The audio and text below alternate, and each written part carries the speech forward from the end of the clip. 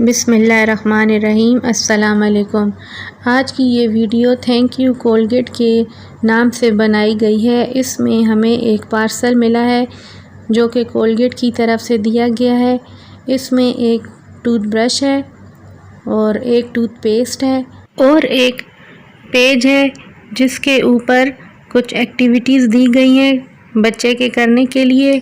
इंशाल्लाह वो भी हम बहुत जल्द वीडियो बनाकर और उसे अपलोड कर देंगे। एक गेम है जिसमें उसने कोलगेट की तरफ जाना है। उस पर लिखा है ब्राइट स्माइल्स के हीरोज़ का सफ़र। ओरल हेल्थ टिप्स हैं। मिशन कंट्रोल कदम बढ़ाओ के नाम से एक एक्टिविटी है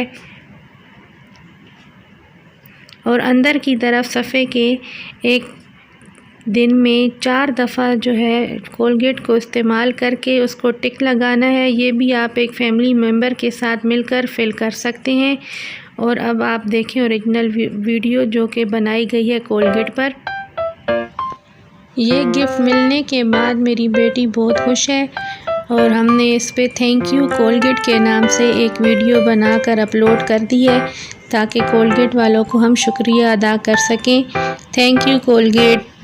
अल्लाह हाफ़िज़।